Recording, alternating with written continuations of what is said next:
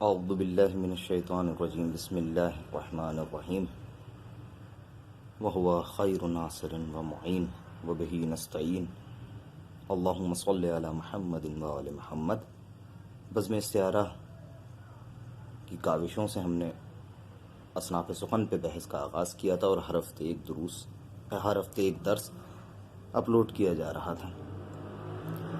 بحث ہماری اصناف سخن میں غزل کے ضمن میں چل رہی تھی اور ارادہ یہی تھا کہ غزل کے ضمن میں ہی بہت سارے صنائع بدائع اور بہت ساری صنعتوں کے ساتھ شعر کی بہت ساری نزاکتوں کو بیان کر دیا جائے، لیکن بہت سارے دوستوں نے اور بزرگان نے یہ حکم دیا کہ غزل کی بحث کو روکتے ہوئے فی الحال ایک آدھ درس مرثیے پر ہو جائے کیونکہ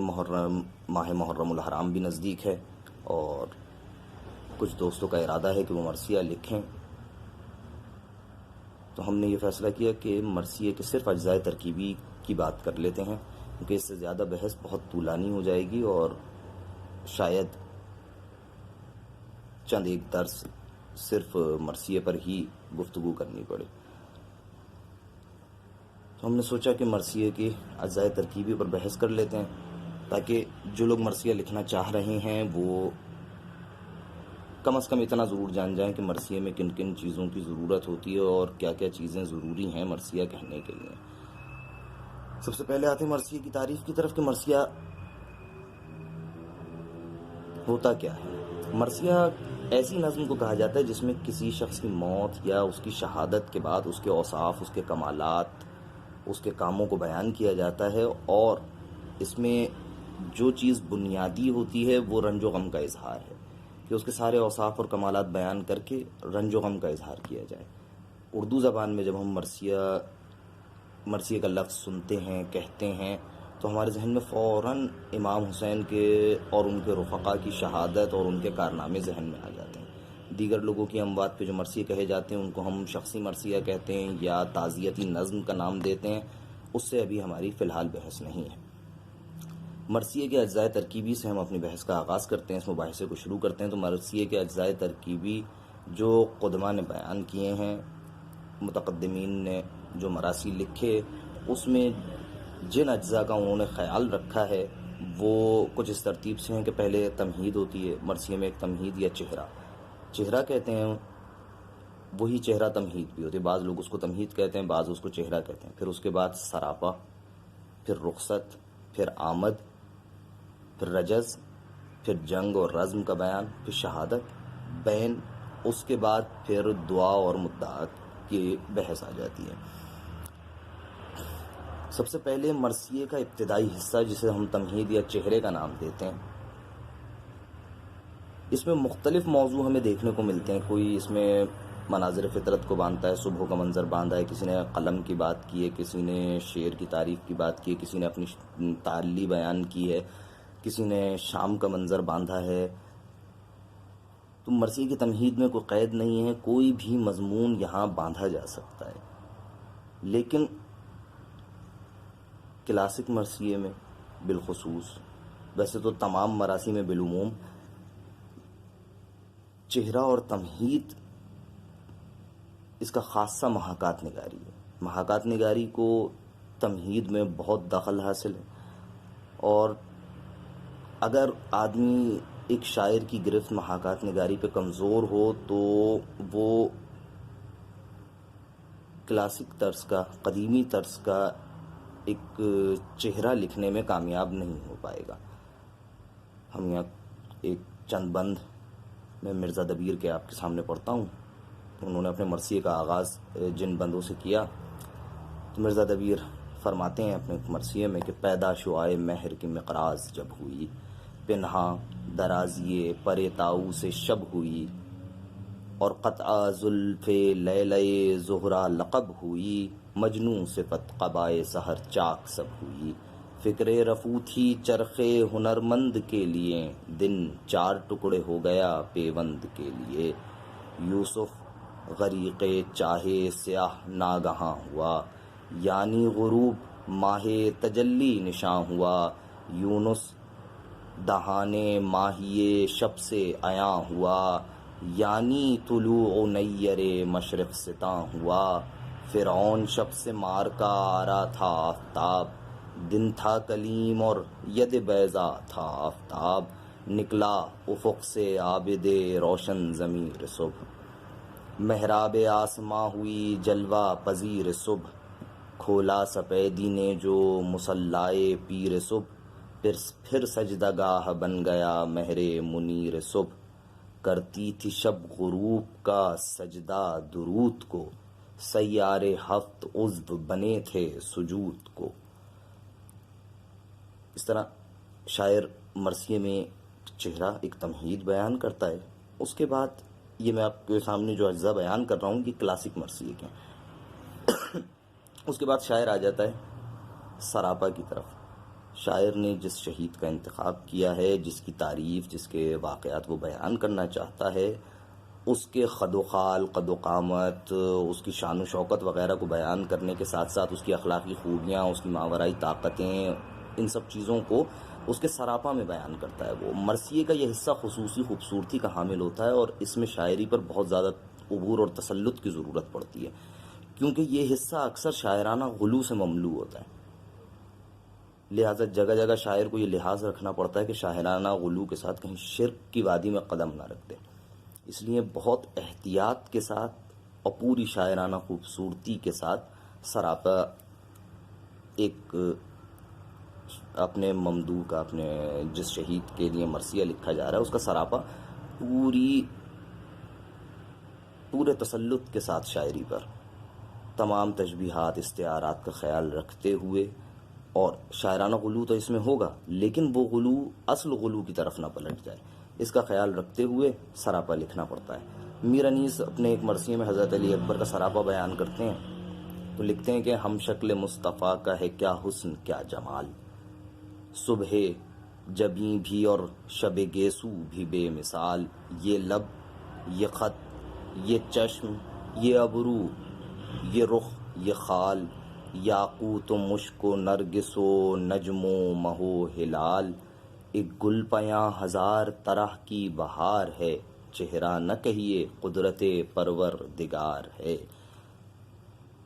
شاعر جس وقت سراپا بیان کر دیتا ہے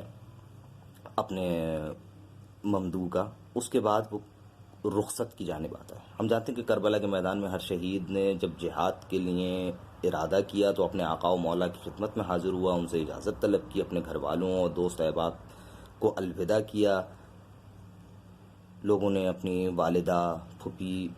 ان سب سے اجازت لی، تو یہ مرثیے کا ایک خاص رکن بن گیا۔ اس لیے یہ رخصت فنی مراثی کا ایک جز کی حیثیت رکھتی ہے۔ فنی مراثی میں رخصت کو بیان کرنے کے لیے ضروری ہے کہ شاعر کو مقتل سے آگاہی ہونی چاہیے، اور پھر وہ اس صورت میں کہ اسے مقتل سے پوری آگاہی ہے تو وہ تاریخ کو تخیل اور احساس کے پیرائے میں بیان کرے گا۔ مرثیے کے اس حصے میں شہید کے اشتیاق شہادت اور اس کے اعزاء و اقربا کے غم و اندوہ کو بیان کیا جاتا ہے۔ یہاں پہ ہم پھر مثال کے لیے میر انیس کے دو بند حضرت عباس کی رخصت کے حال میں بیان کرتے ہیں، اسی کا سہارا لیتے ہیں کہ لڑکوں نے مارکے میں کیے اپنے اپنے نام، کیا میں غلام خاص نہیں یا شہ انام، ایسا دن اور بھی کوئی ہوے گا یا امام، کس کام کا جو آج نہ کام آئے گا غلام، مشکل ہے ایسے وقت میں رکنا دلیر کا، آخر پسر ہوں شیر الہی سے شیر کا، آخر پسر ہوں شیر الہی سے شیر کا، روتا ہوا جھکا پے تسلیم وہ جری، سب روئے مشک دوشے مبارک پجب دھری، ایک آہ سرد زوجے عباس نے بھری، صدمے سے رنگ زرد تھا اور تن میں تھر تھری، سر سے ردا بھی دوش تلک آ کے گر پڑی، بانوں کے پاس خاک پغش کھا کے گر پڑی۔ شاعر رخصت کو بیان کر دیتا ہے جب کہ شہید اپنے اہل و عیال سے رخصت ہوا، امام سے اجازت بھی مل گئی، اسے جہاد کی، اب وہ میدان کی طرف جا رہا ہے، تو رخصت کے بعد میدان جہاد میں آمد کا حال بیان کیا جاتا ہے اور یہاں مرثیے میں خصوصی جوش و خروش نظر آتا ہے ہمیں کہ اس میں جوش و خروش ہوتا ہے، اور شاعر جو ہے وہ جذباتیات سے مملو ہو جاتا ہے، اس کے جذبات جو عروج پر ہوتے ہیں شاعر کے، اور انہی جذبات کو وہ لفظوں میں ڈھال کر شعر کی صورت میں بیان کر رہا ہوتا ہے. جس طرح کہ مرزا دبیر نے کہا کہ کس شعر کی آمد ہے کہ رن کانپ رہا ہے، رن ایک طرف چرخ کہن کانپ رہا ہے، ہر ایک سلاطین زمن کانپ رہا ہے، رستم کا بدن زیر کفن کانپ رہا ہے، شمشیر بکف دیکھ کے حیدر کے پسر کو جبریل لرزتے ہیں سمیٹے ہوئے پر کو. اسی طرح کی اور کئی ایک بند ان کی اپنے شہید کی آمد کے لکھنے کے بعد شاعر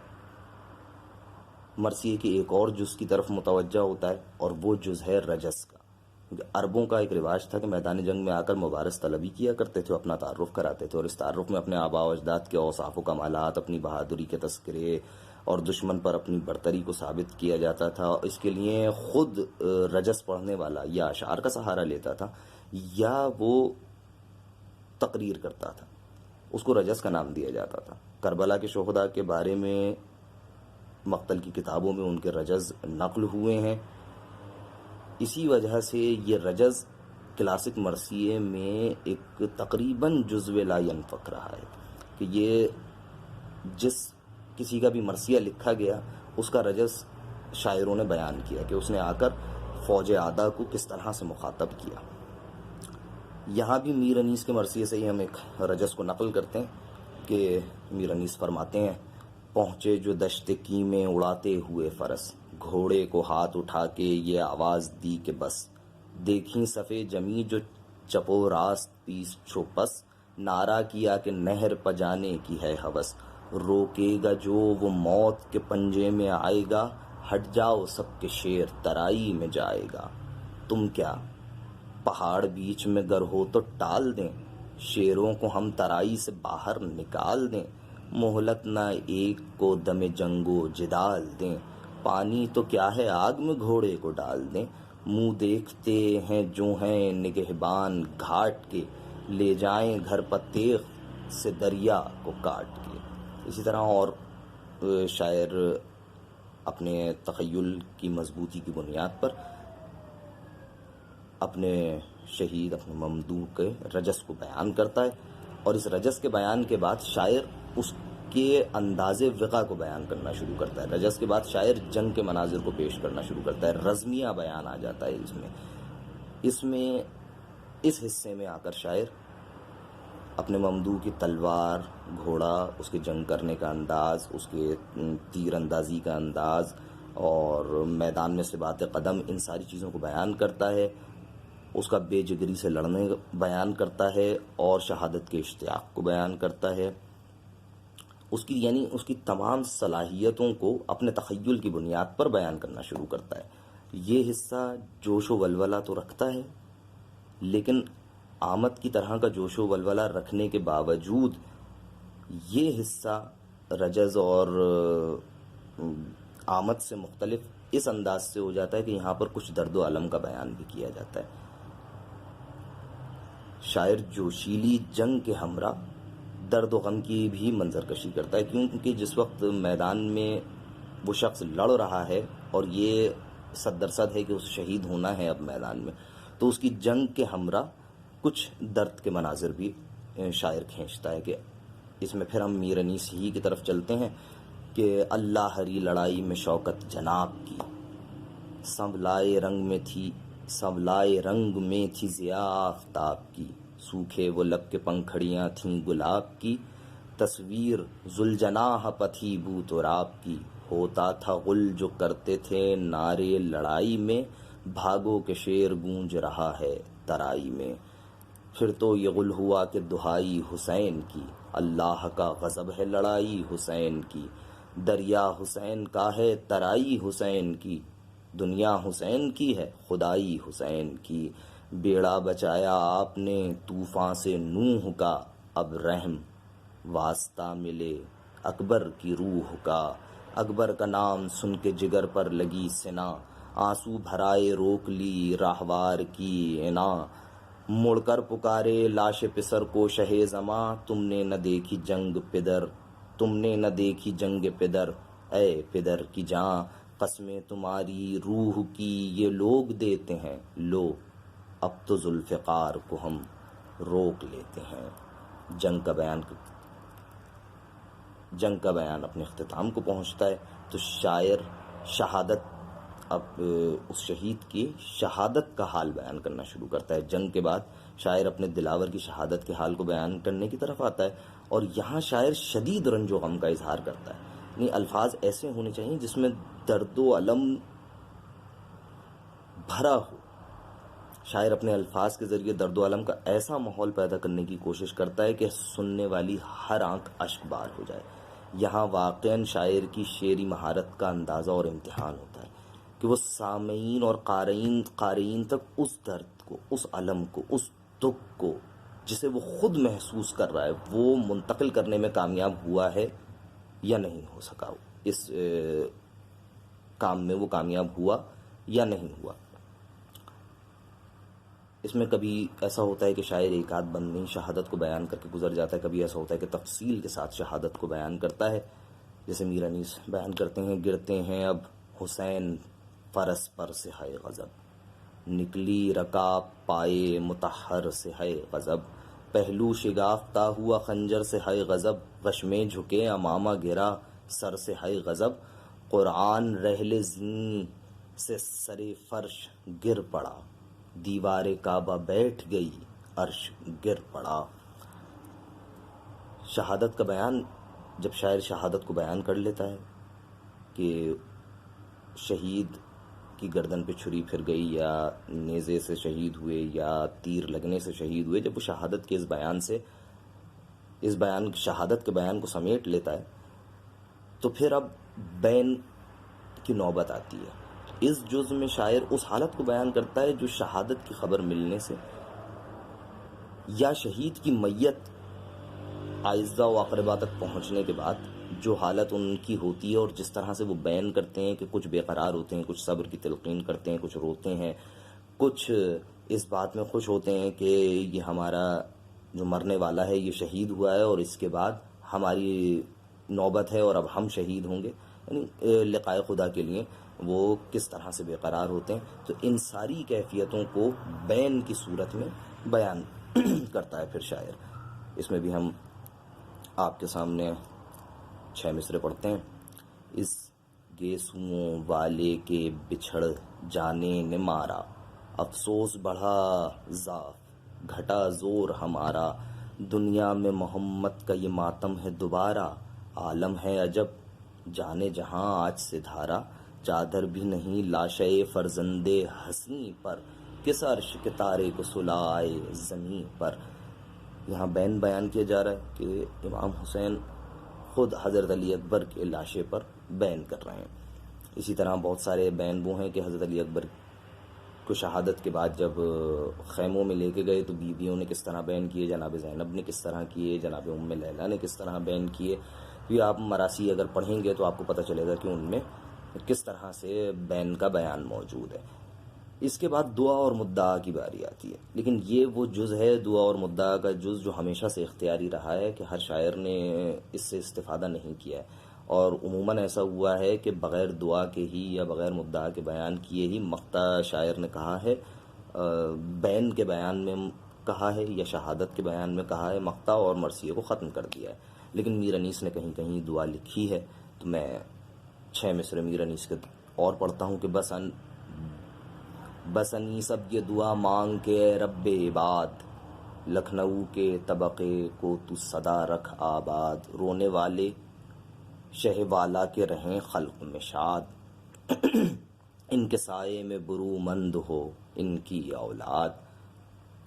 عشرۂ ماہ ازاں نالہ کشی میں گزرے، عشرۂ ماہ ازاں نالہ کشی میں گزرے، سال بھر شہ کے غلاموں کو خوشی میں گزرے۔ یہاں تک ہم نے آپ کے لیے بہت مختصر انداز میں اور بہت جلدی اور بہت تیز بولتے ہوئے کلاسک مرثیے کے اجزاء کو ہم نے یہاں بیان کیا ہے، لیکن ایسے مراثی بہت کم ہیں جس میں ان تمام اجزاء کو برتا گیا ہو، تمام ان اجزاء کا خیال رکھا گیا ہو۔ ایسے مراثی بہت کم ہیں۔ بہت سے مراثی ایسے ہیں جو صرف رجز رزم، شہادت اور بیان کو بیان کر دیتے ہیں، بعض صرف بیان اور شہادت وغیرہ کو بیان کرتے ہیں، بعض میں تمہید اور شہادت آ جاتی ہے، بعض میں جو ہے وہ صرف تمہید اور بیان آ جاتا ہے. تو اس طرح کے مراثی بھی لکھے گئے ہیں، لیکن فنی طور پر مکمل مرثیہ وہی ہے جس میں ان تمام اجزاء کی رعایت کی جائے گی. یہ ہو گئی کلاسک مرثیے کی بات. اب صرف مختصر طور پہ ہم جدید مرثیے کے اجزاء کو دیکھ لیتے ہیں. جدید مرثیے میں ان اجزاء میں جو ہم نے آپ کے سامنے بیان کیے، ان میں تھوڑی سی تبدیلی کی گئی، اور تقریباً جدید مرثیہ قصیدے کی طرز پہ چلا گیا، کہ جس میں ایک تمہید یا چہرہ ہے جو قصیدے میں تشبیب کا نام رکھتا ہے. دوسرا اس میں ایک گریز ہوتا ہے، یعنی تشبیب سے مرثیے کا ارتباط، وہی جو تمہید یا چہرہ ہے اس سے اصل مرثیے کا ارتباط بیان ہوگا اس گریز میں. یعنی ایک موضوع کو بیان کرے گا تمہید میں، موضوع کوئی بھی ہو سکتا ہے، جدید مرثیے میں کوئی قید نہیں ہے تمہید کے لیے. تو تمہید میں کوئی بھی موضوع، کوئی اخلاقی، کوئی اجتماعی، کوئی دینی، کوئی عرفانی موضوع، کوئی مضمون باندھا ہے شاعر نے، اس کے بعد ایک گریز کا شعر آئے گا کہ وہ اس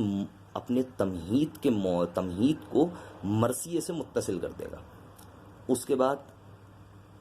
اس گریز کے بعد رزم اور شہادت اور بین، یہ تین چیزیں بیان کر کے اور شاعر اپنے مرثیے کو اختتام تک پہنچا دیتا ہے. جدید مرثیے میں تمہید میں کوئی قید نہیں ہے، جیسا کہ میں نے بیان کیا کہ اخلاقی، اجتماعی، دینی، عرفانی، ہر قسم کے مضامین اس میں باندھے جا سکتے ہیں. بس اتنا ہے کہ ایک گریز کے ذریعے سے وہ بند ہو یا ایک بیت ہو، اس ایک گریز کے ذریعے سے شاعر اپنی اس مسدس کا رخ مرثیے کی جانب موڑ دیتا ہے. اگر یہ گریز نہ ہو اور صرف یہی موضوع باقی رہے تو یہ ایک مسدس ہو جائے گی جو مرثیے میں شامل نہیں ہو پائے گی. ایک گریز کے ذریعے سے وہ مرثیے کا رخ موڑ دیتا ہے مرثیے کی طرف، مسدس کا رخ مرثیے کی طرف موڑ دیتا ہے اور پھر شہادت کو بیان کر دیتا ہے. جدید مرثیے کے اجزاء جو ہم نے بیان کیے، ان کا اگر آپ اچھی طرح سے مطالعہ اور مشاہدہ کرنا چاہتے ہیں تو نسیم امروی صاحب اور قیصر بہروی صاحب کی مراثی پڑھیں، اور جناب ہلال نقوی صاحب، ڈاکٹر ہلال نقوی صاحب کے مراثی کا مطالعہ کریں، تو آپ ان جدید مرثیے کے جو اجزاء بیان کیے اس کو بہت بہتر طور پہ سمجھ سکیں گے. جدید مرثیے کے اراکین میں ایک نام جوش کا بھی لیا جاتا ہے، لیکن جوش نے مرثیے کو خود وہ کہا کرتے تھے کہ یہ مسدس ہے، مرثیہ نہیں ہے، کیونکہ اس میں غم کا بیان، اندوہ کا بیان، شہادت کا بیان بہت کم رہا ہے. اب اس مباحثے میں ہم نے تو یہ کوشش کی کہ فقط کربلا اور ائمہ معصومین اور ان کے انصار کے بارے میں لکھے جانے والے مرثیوں کا حال بیان کریں، کیونکہ یہ شہادت والے مرثیے، کربلا سے متعلق مرثیے، کربلا کے بارے میں مرثیوں سے ہٹ کے اگر دیگر ائمہ کی شہادت پہ مراثی کو دیکھا جائے تو اس میں پھر یہ تمام چیزیں نہیں آتی ہیں کہ رزم ہو، جنگ ہو، کیونکہ انہوں نے میدان جنگ میں جہاد نہیں کیا اس طرح سے جس طرح کربلا میں ہوا ہے جو کام.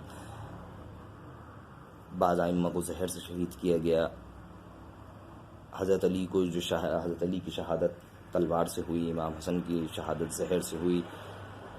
ان کا بیان، ان کی شہادت میدان جنگ میں نہیں ہوئی تو ان کی شہادت کا مرثیہ لکھتے وقت ان کے کارناموں کو ان کی شہادت سے پہلے بیان کیا جائے گا، اور اس کے بعد پھر جب ان کی شہادت والا بیان آئے گا تو اس میں زیادہ تر شہادت اور بین باقی رہ جائیں گے صرف. یعنی اس میں رزم اور دیگر رخصت، آمد، یہ ساری چیزیں بیان نہیں ہوں گی. اس مباحثے میں ہم نے آپ کے سامنے جدید مرثیے کے اجزاء اور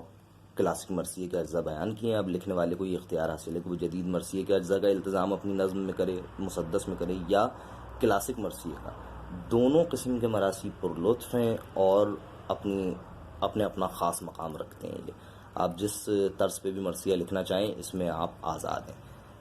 ایک چیز کا بیان میں یہاں ضروری سمجھتا ہوں، وہ میں آپ کے سامنے بیان کر دیتا ہوں، وہ ہے مرثیے کی حیت. متقدمین نے جس وقت اردو زبان شروع ہوئی ہے اور دکن سے شاعری شروع ہوئی ہے تو اس وقت مراثی جو لکھے گئے وہ مثنوی کی شکل میں بھی تھے. متقدمین نے مثلث، مربع، مخمس، مسدس، رباعی، قطع، قصیدے کی حیت میں اس طرح سے مراثی لکھے. لیکن میر انیس اور مرزا دبیر یا بعض لوگ کہتے ہیں ان سے کچھ پہلے میر خلیق وغیرہ کے زمانے میں مرثیے، مسدس کی حیت کو مرثیے کے ساتھ خاص کر دیا گیا ہے. لیکن انیس اور دبیر کے ہاں تو ہمیں یہ بات وضاحت کے ساتھ ملتی کہ انہوں نے صرف مسدس میں ہی مرثیے کہے، اور اس طرح سے مرثیے کہے کہ مسدس کے ساتھ مرثیے کو اس طرح خاص کر دیا کہ اب جب بھی کہا جاتا ہے کہ مرثیہ تو آپ کے ذہن میں مسدس کی حیثیت آ جاتی ہے۔ اس کے ساتھ ساتھ کلاسک مرثیے کے لیے کچھ اوزان بھی متعین کیے گئے تھے، کہا تھا کہ ان اوزان میں ہی مرثیہ لکھا جائے گا۔ جدید مرثیے میں اس کے اب التزام نہیں کیا جاتا، اس کو چھوڑ دیا گیا ہے، لیکن کلاسک مرثیے آپ کو، میں آپ کے سامنے اوزان بیان کر دیتا ہوں، تو انہی اوزان میں آپ کو کلاسک مرثیے ملیں گے جو قدیمی مرثیے آپ کے پاس موجود ہوں گے۔ پہلا، بحر حجج مسمن سے ایک وزن لیا جاتا ہے، مفعول مفاعیل مفاعیل فعول، یا مفعول مفاعیل مفاعیل مفاعیل، اس وزن میں مرثیہ کہا جاتا ہے، ان دونوں اوزان کو جمع کر کے۔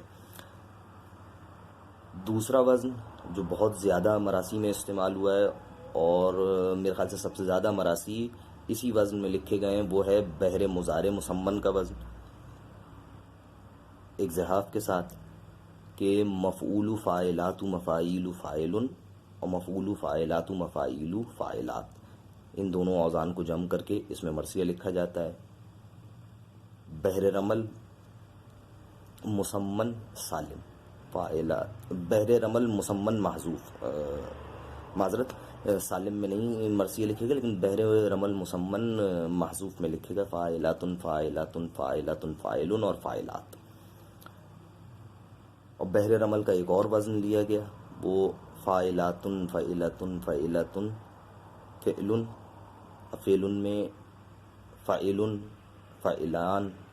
فعلان، ان سب کو جمع کر کے اور مرثیہ کہا گیا۔ اسی طرح سے بحر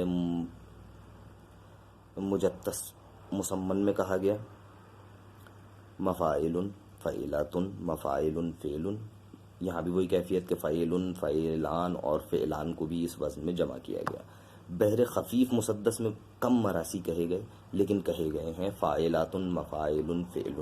اس میں بھی وہی کیفیت رہتی ہے کہ فعل فعلان اور فعلان کو جمع کر لیا جاتا ہے۔ اور اس طرح سے بحر متقارب مسمن سالم، یعنی ایک مصرے میں فعول 4 بار، فعول فعول فعول فعول۔ متقدمین نے اس کا التزام کیا کہ انہی اوزان میں مقید رہے اور انہی اوزان میں مرثیہ لکھا، لیکن جدید مرثیے میں اس کو نہیں برتا گیا، بلکہ وزن کے لیے آپ کو یہ آزادی دی گئی کہ آپ جس وزن میں چاہے مرثیہ لکھ سکتے ہیں، اور مراسی لکھے بھی گئے، بحر رجز میں بھی لکھے گئے، یعنی بحر رجز ایک مصرے میں 4 بار مستفعل، بحر رجز کے علاوہ دیگر اوزان میں بھی لکھے گئے۔ تو مراسی میں وزن کی قید کو جدید شاعری میں اٹھا لیا گیا۔ اب یہاں پر میں آپ کو ایک گزارش میری ضرور ہوگی کہ میر انیس، دبیر، نسیم امروی، جوش ملی آبادی، کم از کم ان 4 اشخاص کے مراسی کا ضرور مطالعہ کریں، اور اگر آپ کو وقت ملے تو ڈاکٹر ہلال نقوی، قیصر باروی وغیرہ کے مراسی کا بھی مطالعہ کریں، یہ آپ کو مرثیہ کہنے میں بہت مدد فراہم کرے گا۔ میں بھی چند ایک مراسی کا، 4-5 مراسی کے آپ کو مصرے پہلے بیان کرتا ہوں، پہلا مصرع ان کا بیان کرتا ہوں کہ اس کو آپ انٹرنیٹ پہ سرچ کریں اور ان مراسی کو ضرور پڑھیں۔ اس سے آپ کو جدید مرثیہ اور قدیم مرثیہ، ان دونوں کے فرق بھی معلوم ہوں گے، اور ان کے جو اجزاء ہم نے بیان کیے ان کو ذہن نشین کرنے میں آپ کو بہت مدد ملے گی۔ تو اب ہم آپ کے سامنے پہلا مرثیہ جس کی میں ہمیشہ سے تاکید کرتا ہوں، وہ میر انیس کا مرثیہ، جب قطع کی مسافت شب آفتاب نے، یہ تو ضرور پڑھیں، یعنی اگر آپ مرثیہ لکھنا چاہتے ہیں تو یہ مرثیہ پڑھنا اور اسے بار بار اس مرثیے کو پڑھنا آپ کے لیے سمجھیں ایک وجوب کی حیثیت رکھتا ہے۔ دوسرے نمبر پہ دبیر کا مرثیہ ہے، جس کا میں نے چہرہ آپ کے سامنے پڑھا بھی تھا کہ پیدا شعائے مہر کی مقراض جب ہوئی، ایک مرثیہ یہ۔ جوش ملی آبادی صاحب کا ایک مرثیہ، جب چہرہ افق سے اٹھی سرمئی نقاب، یہ ضرور پڑھیں۔ اور آپ چاہتے ہیں جدید مرثیے کے جو میں نے آپ کو عناصر بیان کیے تھے، جدید مرثیے کے جو اراکین، جو اجزاء میں نے بیان کیے ہیں، ان کو تمامیت کے ساتھ اگر آپ دیکھنا چاہتے ہیں تو نسیم امروی صاحب کا مکمل مرثیہ شریک دعوت اسلام ہے ابو طالب، پہلے بند سے آخری بند تک، اس مرثیے کا مطالعہ کریں تو آپ کو وہ سارے اجزاء اس میں یکجا مل جائیں گے. اسی طرح سے قیصر باروی صاحب کا مرثیہ نماز سے بشریت عروج پاتی ہے. یہ مرثیہ بھی مکمل انتخاب نہیں بلکہ مکمل مراسی. یہ سارے جتنے میں نے آپ کے سامنے 5 6 یا 4 5 میرے خیال سے 5 بیان کیے، تو یہ پانچوں مراسی پہلے بند سے آخر بند تک ان کو آپ مطالعہ کیجئے. آپ کے لیے بھی سود مند رہیں گے، اور آپ صرف مرثیہ کہنے میں نہیں بلکہ اگر آپ یہ 5 مراسی جو میں آپ کے سامنے بیان کر رہا ہوں اور اس پہ تاکید کر رہا ہوں، اگر آپ یہ پڑھیں گے تو اس سے آپ کو سلام کہنے میں، نوحہ لکھنے میں، اور حتیٰ کہ اردو نثر لکھنے میں بھی آپ کو بہت مدد ملے گی. خصوصاً جب قطع کی مسافت شب آفتاب نے اور پیدا شعاع مہر کی مقراض جب ہوئی، جب آپ ان مراسی کو پڑھیں گے تو آپ کو نثر لکھنے میں بھی ان سے مدد ملے گی، اور کربلا کے واقعات بہتر طور پہ بیان کرنے کی آپ میں صلاحیت پیدا ہوگی اور زور بیان پیدا ہوگا. اسی بیان پہ ہم آج کے اس درس کو، آج کے اس مباحثے کو،